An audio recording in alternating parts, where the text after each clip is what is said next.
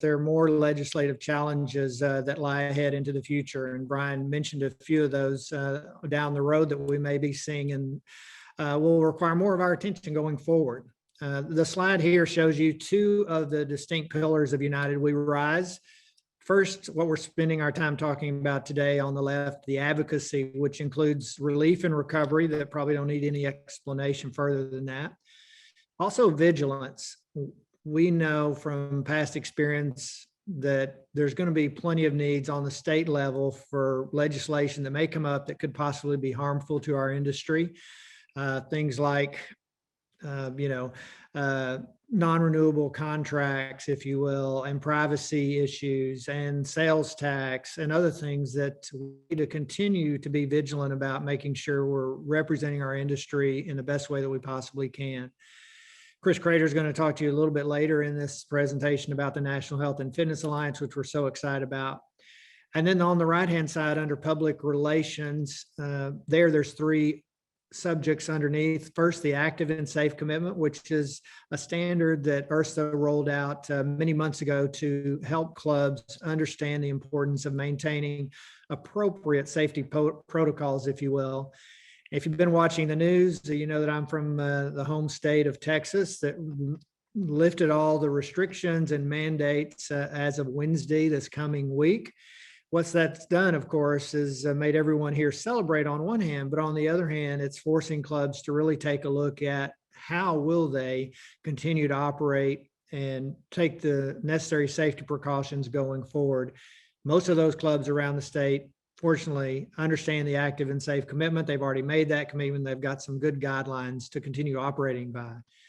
Advancing adoption really speaks to the need for our industry to continue trying to reverse the trend of physical inactivity and the declining overall well-being. Again, as Congressman Fitzpatrick mentioned, we have a health crisis in our country. It's not going away. The pandemic has only made it worse. And so as we continue forward collectively, our attention is going to be needed in public relations to reverse that trend. And then finally, industry research. That's always been at the core of some of the provisions that IHRSA has been bound to provide for our industry. And we're going to continue doing that, elevating our industry through evidence-based discoveries. So those are things that we thought everyone would be interested in today and into the future, partnering not only on the advocacy, but also on the public relations.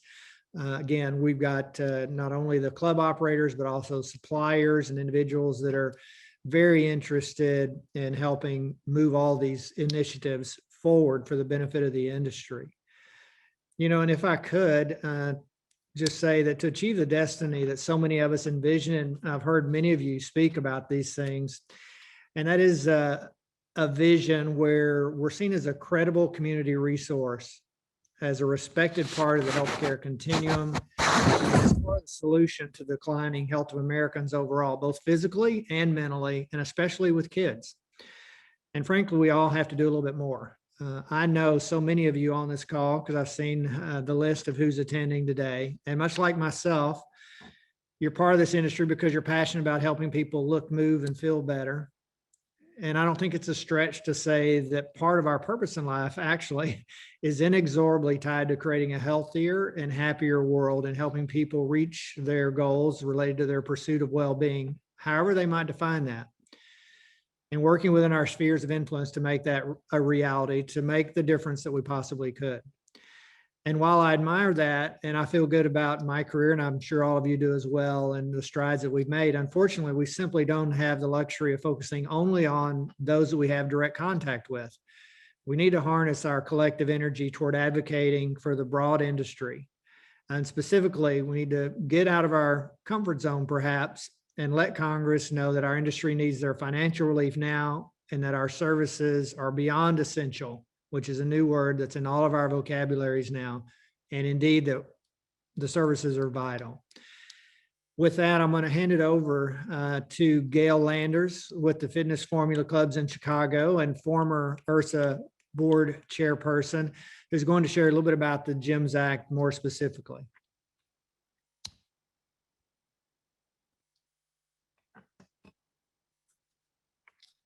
Gale, I believe you're muted, sir. Thank you, Brent. Thank you to IHRSA, and thank you to certainly the Community Gyms Coalition collectively for everything that you guys have done for us. We appreciate it as an industry, and we're looking forward to how this is going to go forward. And again, a huge thanks to Congressman Quigley and Congressman Fitzpatrick for, like they said, having our backs on this. They've really gone to the mat to put this together and move this forward. So kudos to them. Now, you heard both of them relate some of the highlights as it relates to the GYMS Act, and you can see them here on the screen again. That is a $30 billion grant, and it's capped at 45% of 2019 revenues. So that's a big number for everybody in attendance today. Up to 20 million, and certainly there are states that would qualify, or club organizations that would qualify for the 33%. Think certain states that are hardly even open yet. States like California and New York come to mind, and others that have been shut down for extended periods of time and barely open.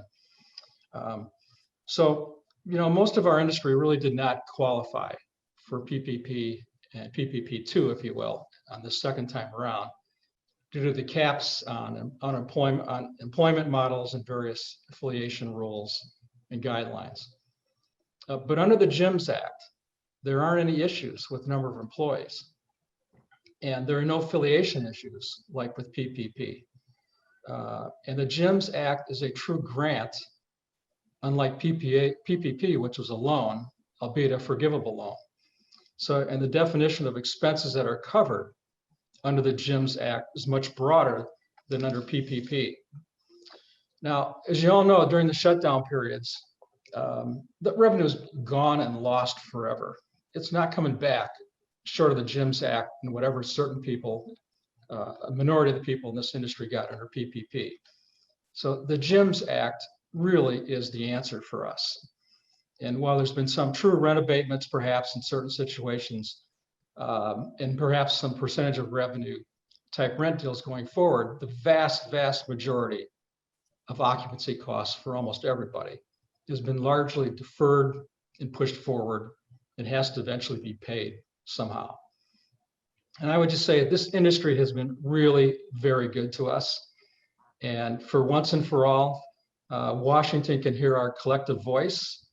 And we're just fortunate that everyone's trying to galvanize together and really raise our voice of advocacy to all the Congress people in Washington. And if not during this pandemic, a once in a century thing, then when? So now is definitely the time. And this is by all points a bipartisan issue, if there ever was one. We're off to a great start. We already have 54 congressional delegates who have signed on, and the bill was just presented 4 weeks ago tomorrow, so we're less than a month in.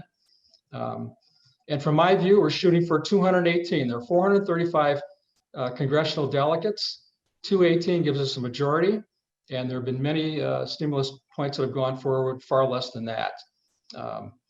So I had a chance to talk briefly to Mike Quigley last night, and I will tell you that, and I'm sure Congressman Fitzpatrick is the same, their commitment is totally unwavering on this. They want us to see this happen. We can definitely do this. We just need to all keep rowing in the same direction. And as all of you have seen in the press, the press has been tough on us. There's very few incidences of COVID across the country on a percentage basis, but the press has been rough. But I would just say, finishing up here, that the most important press right now is the printing press in Washington, D.C. that's controlled by Congress, the U.S. Treasury Bureau of Engraving and Printing, which prints the stimulus money. So this is a great chance for us, a great opportunity, and I know we can do it if we all just keep rowing in the same direction. So again, I want to thank Congressman Quigley, Congressman Fitzpatrick for everything that you're doing for us. Know that the industry is with you, and we're going to be doing it every day, and thank you very much. IHRSA has a great dashboard to give you the software capability to work with your Congress people within your state. And so I'm going to hand it off to Jake Landry at IHRSA to walk you through it. Great, thank you, Gale. I'm going to share my screen here, so everybody should be able to see the NHFA GymZac Dashboard, which we created over here at IHRSA.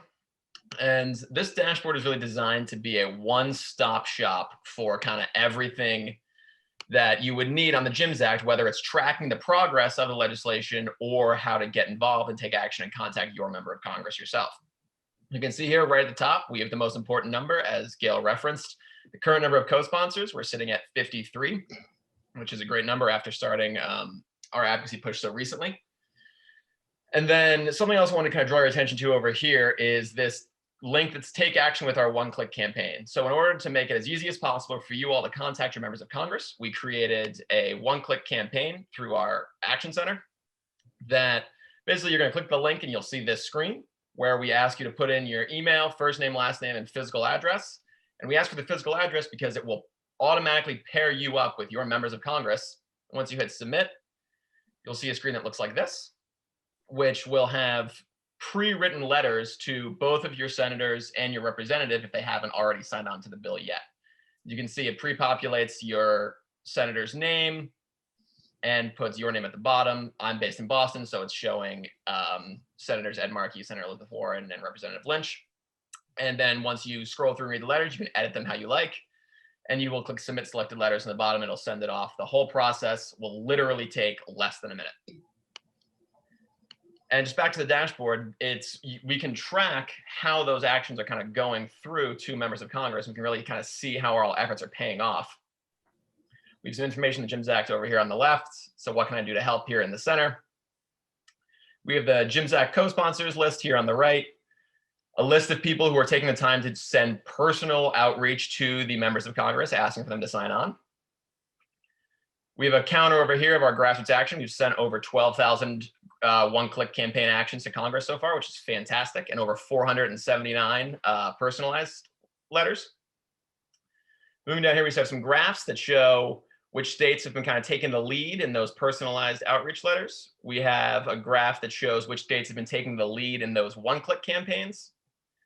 And then finally, we have a graph showing which members of Congress have received the most actions from those one-click campaigns. And that's really helpful to us in our lobbying efforts, being able to reach out to members of Congress and asking them to sign on if they have a lot of constituents that have showed their support. So the last piece I want to show you here is this check out the co-sponsor map, which brings us to this map that shows not only a list of our current co-sponsors, but also a map of which states they represent and also how many officials from that state have signed on. So as you can see, New Jersey, Illinois, Washington, Pennsylvania have gotten off to a real great start here because there's the darker numbers, and this map is auto updating as people sign on to the bill. Just to reiterate, the dashboard is kind of a one-stop shop for any bill tracking or advocacy you want to do to get involved. And this is really, anybody can access this dashboard. It's online at IHRSA.org/dashboard. And we encourage you to share the campaign and share the dashboard as widely as you can with people. And I'm going to stop sharing my screen and turn it over to Chris Craytor. Thanks a lot, Jake. Chris Craytor, CEO of ACAC Fitness and Wellness Center. It's also IHRSA board member chairing the Public Affairs Committee. What is the National Health and Fitness Alliance? Well, really, I think it's IHRSA's answer to the need to unify our industry behind common goals throughout the country, both on a national and a state-by-state level.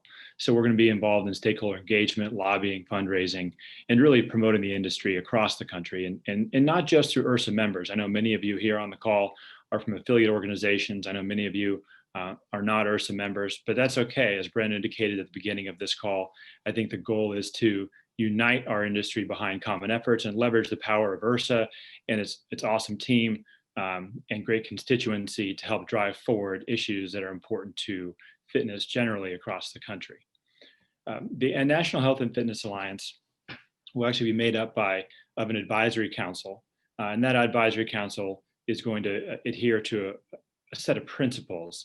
And these principles are really to embody servant leadership to industry stakeholders, focus on promoting the greater good of our industry, be faithful stewards of contributions made for the purposes of advocacy and public affairs, operate with transparency, and become outcome driven. I think we all want to know that the dollars we're spending and using to promote advocacy across the country are being spent in a judicious way.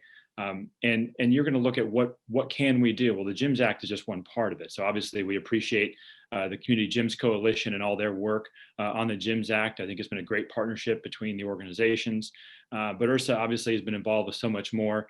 The FIT Act is still something that we're actively promoting and feel great about for the health of the industry, where we can use our HSA dollars to pay for health clubs and other fitness related activities. And IHRSA is also very involved at a state by state level and has maintained state lobbying for quite some time. The goal is that we will use the NHFA to complete a few very basic objectives, and they're pretty broad. One is drive successful health and fitness lobbying in Washington, D.C. It's establishing a presence in Washington, D.C. for the NHFA so that we are in these conversations before they start, and not just in Congress, but also administratively. A lot of lobbying happenings outside of the Senate and the House that happens behind the doors of agencies where right now IHRSA doesn't quite have the voice that it needs to represent its constituency. The NHFA will bring together all of our groups in an effort to get more together as opposed to apart. The other is protecting the industry from harmful state legislation. I know Jake and Helen and others have been following closely a number of state legislatures who are enacting laws or threatening to enact laws that could be harmful to our industry. We look forward to supporting through the NHFA the various state alliances that have formed around the country to help them achieve greater success in their home states. I look to it as a comparison to a forest fire, stamping out those hotspots as they arise, because in many cases, bellwether states through their actions can inspire other states to take similar approaches to regulation that could be harmful to our industry. And then finally, uniting the industry voices to shape a future and chart a new course. That's a course where we're allowed to participate in the overall health discussion in this country. Certainly in the United States, we recognize that there is an obesity crisis, there's a physical inactivity crisis, and how can we as a fitness and health club industry unite to be a part of the solution to this raging epidemic? Visually, what this will look like is the NHFA will unite fitness professionals, allied organizations, private equity groups who invest in our industry, industry partners, consumer fitness brands, and obviously the health clubs, gyms, and studios that make up the core IHRSA membership around one common goal. And I think the NHFA is off to a great start. We will be taking applications for the NHFA Advisory Council. Those are coming in now. Please email Helen Durkin, who will post her email in the chat if you're interested in serving. We truly appreciate your support of this new venture and really look forward to working with all of you to craft a better approach to advocacy for our industry. And with that, I'm going to turn it over to Brent for a few more comments. Thank you, Chris, very much. So as we're sort of wrapping up here, we want to be respectful of everyone's time and keep it moving. There's really three critical key action items, if you will. The first one is Jake explained so well, participate in the one-click campaign. It literally takes less than 5 minutes. It's so easy. And number two, please share the one-click campaign with your network, whatever that is, employees, members, about family, 5 minutes, friends, customers.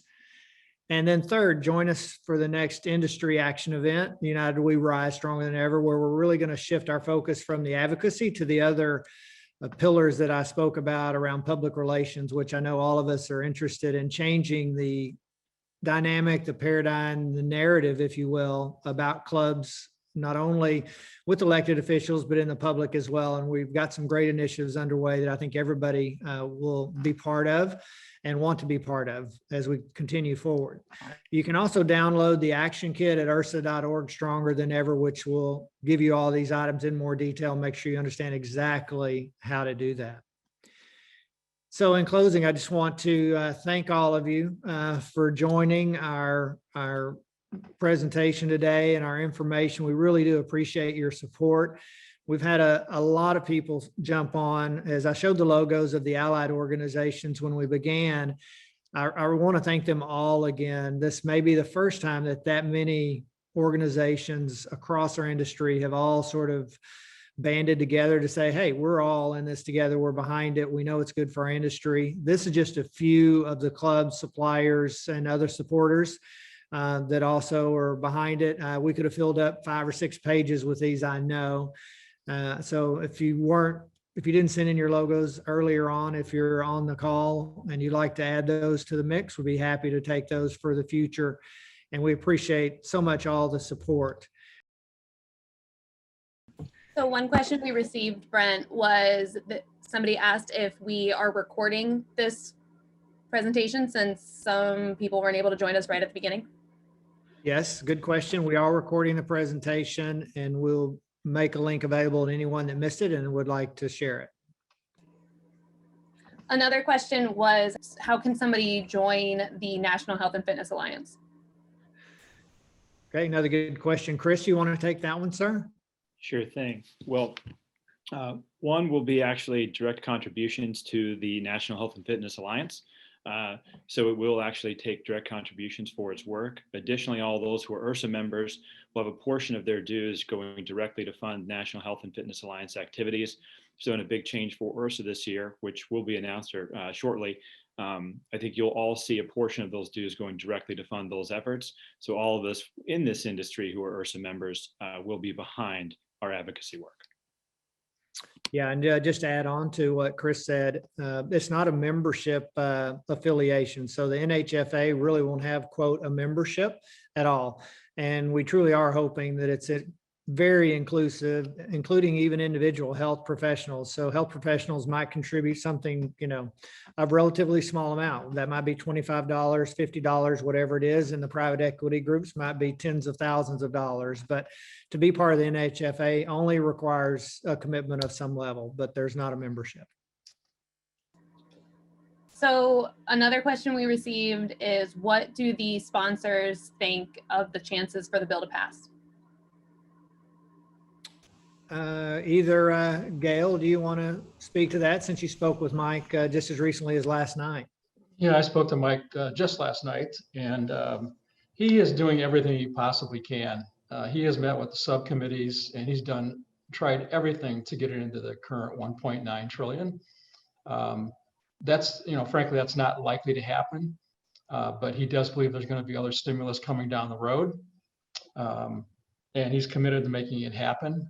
His commitment is incredibly unwavering. I've talked to him many times over the past few months, and he's so responsive, as I'm sure Congressman Fitzpatrick is to Jim Worthington and Linda.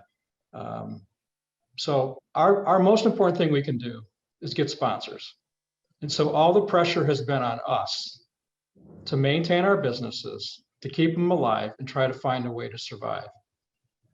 We get sponsors, and a lot of sponsors, and that is an incredibly strong message to Congress.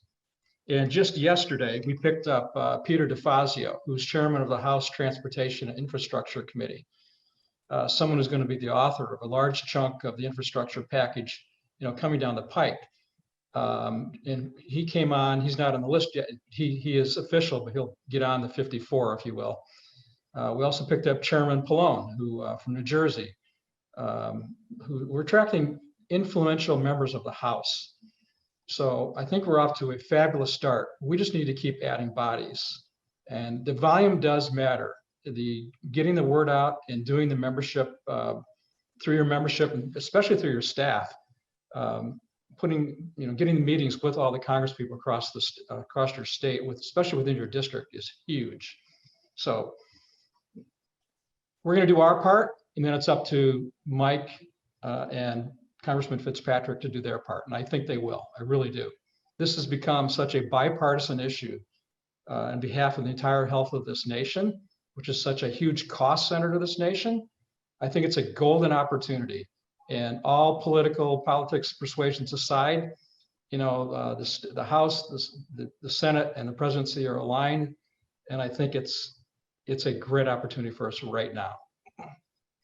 Right. And Jim, I know you are so responsible for really getting Fitzpatrick to be one of the original co-sponsors of the bill. Would you like to share thoughts or feedback to everyone about the possibility of passing the bill, and regardless what it means to continue getting those sponsors? I think everybody, Gale and Chris, have touched on everything. Really, it comes down to the work we do as club operators and owners to make those connections with our congressmen and get them on board. It's a numbers game. I mean, the more people you have to co-sponsor, the more power you have, the more your voice is going to be heard. And keep in mind, it's not just about this play. There's going to be other plays down the road, whether it's the FIT bill, or whatever. So we need now to take a stand. And like Gale said, it really is, numbers matter at this point. So reach out to your congressman today, tell them to support, ask them to support it. So have them stop by your club, whatever it takes. Just everybody needs to chip in now and do whatever they can to get that number from 53 up to 219. I think there is a provision in the now that says that if you get to that number, then it has to be considered as a standalone bill. So then it doesn't even have to be attached to anything. So Gale, you did a good job of explaining it. Let's just get out there and get people on board. We can do it. We've got a voice, and we've got thousands of constituents that come to our clubs, and votes matter when it comes time to reelecting these folks. Thanks, Jim. Any other questions? So I have a few. I have a few more questions that have been coming in the chat. I'm going to ask two of them together for all of you who have spent a lot of time talking to representatives and working in the grassroots advocacy section. Is a little over 12,000 grassroots actions, is that a lot? And how many sponsors are considered a lot of sponsors when it comes to a bill? Well, I can, Brent, I can step in and handle the sponsors. This is Chris Craytor. Okay. I think to put it in some context, the Restaurant Association really pushed a bill that got passed, and that was around 150 sponsors. Save Our Stages actually went through with a few less sponsors, meaning around in the 50s. However, Chuck Schumer, obviously from the Senate, powerfully was behind that bill. So I think we would certainly think that we need more than what we have. I think we need to get closer to the 150 to 200 type level in order to really feel good about our work. So from a lot of sponsors' perspective, we still have a little ways to go. The answer really is as many as we possibly can. We can get to 219. I think that's the ultimate goal.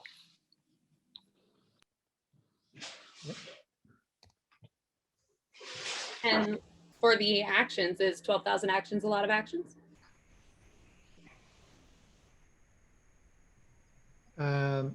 I'll take that one. 12,000 actions is a really great start since we've only been working on it for a few weeks, of course, but we need to get it a lot higher than that. I think the Restaurant Association, the Save Our Stages Act reported that they had 2.1 million reach outs to Congress, letters, emails. They only had 54 sponsors, but they had 2.1 million people reach out to their congressmen and women. So if we want to set a benchmark out there, there's one. Brent, I would just add that in terms of the emailing, I think there's a hesitancy amongst the industry to not email their members. They're afraid about the political response. I can just tell you that has not been an issue for us. IHRSA has a fine model letter on their website to use. We came up on what is even shorter and simpler, and we've been using it, and we haven't heard one negative thing yet. So we're glad to share it. I know others have done the same thing in the industry, but I just encourage you. We have millions of members across the country. We need to engage them as well as our staff. I think we underestimate how much our members are behind us. They're coming to our clubs because they love what we're doing, and they like our industry, and they're getting benefits from it. Don't underestimate them. I just challenge everybody to ignite your membership. Go for it. Yeah, well said, Gale. And not only just our clubs, but they're huge fans of so many of our employees. And the benefits of this bill are not just for the businesses, but by virtue of that, they're for all the employees that the members love so much as well, whether it's group exercise instructors, personal trainers, front desk staff. The success of this will be far and wide as far as its impact on our industry. Is it possible to get any major league sports sponsors or sponsors of people who are well-known? I think that's certainly possible. I would say probably we don't have that connection right now through at least some of the organizations that I've worked with or through IHRSA. If anyone listening on this call has connections to those types of individuals or knows a way to, encourage them to be part of it, that would be fantastic. We would love that. Brent, can I just chime in there? Yeah. I think that was a play that was tried in the FIT bill over the years. And what they found at the end of the day, the congressmen really respond to their local constituents more they do sports or entertainment people. It's just the fact. When a congressman's visited by someone who's well-known in, say, athletics, professional sports, it's kind of diverts the message, and then it becomes almost like a meet and greet or a photo op. And at the end of the day, it's a nice thing. But what really plays is when you do what Gale does or what Chris does or Rodney Stevens does, is you get to know your congressman. Because remember, that little square area that you live in where you got 1 million people, those voters and your businesses decide who's going to get reelected in 2 years. And you have far more power than somebody that's going to come in there and try to be it's not going to have an impact on your congressman, which there's 400 and some, as much as what you do, in your own district to your people. So it's a play that was used for years in the FIT bill. I'm not saying it didn't help, but it never got it across the aisle or across the desk. And when it finally did a couple of years ago, it was because we did more things at the local level to get it done. So you have much more power than, some professional athlete, unless that professional athlete lives in your district and you need that congressman to do something, then it helps, but not as an overall strategy. Yeah, great advice, Jim, from your experience. And I think all I would add to that is I think that's absolutely right on advocacy. When we start talking more about the public messaging and public relations and industry messaging, maybe that's when some of those types of individuals could help us get the word out, be beneficial. So I just have one more question because I know we wanted to end before the 45 mark. But for the representatives who have not signed on to support the bill, what are their objections, or what have we heard that might be their objections to signing on? Helen, do you or Jeff want to take that one? Sure, I'll start, and if Jeff wants to jump in. So one of the things is that members of Congress, most likely tend to be Republican, have a kind of a fiscal / philosophical issue towards spending more money on the government. So that's one of it. What I've been doing, because I've been getting people asking me that, you can go to the Restaurant Act and find out who sponsors it. So if you hear from your member of Congress that they don't support special industry bailouts, but they sponsored the restaurant bill, then that's a really good opportunity to go back to them. So that's, I think really the fiscal reason is the main one. Sometimes members don't really care that much. Members of Congress don't necessarily care about fitness, but I think it's the fiscal issue that has really caused a problem. Jeff, would you add anything, should I say? No, I think you've hit it. It really is the fiscal issue is the one that members have raised, at least. Well, if I could make a point on this, we should have tried to overcome the objection. So if it does come to you all and you hear that fiscal objection, I think reminding everybody that this isn't just about supporting businesses. This is about supporting jobs. It's supporting about the 1.4 million people who are currently out of a job. And I think that's the message that we need to talk about here. So for those who are worried about the fiscal objection to the bill, I think a reminder that it's not about supporting the business and club owners. It's really about supporting the people who work at all these clubs around the country. That's right. And I think Congressman Fitzpatrick also mentioned when he was talking to all of us that it's also about the economic impact of the worsening health of Americans and the economic cost associated with that. And we are certainly part of that solution. So that's another point to bring up with them. In the big picture, this bailout, is going to have ramifications going forward. All right, well, we are right at the 45-minute mark. Thank all of you once again for joining us today in this inaugural event, especially to all of our allied friends and colleagues and comrades. We appreciate you helping us with the event and all of your support. Let's get out there and get it done. So many have said it so well, I don't need to repeat it, but we have an opportunity and a window of time here to get it done. So thank you again, and join us again next time we get together. We appreciate it. Take care, everyone.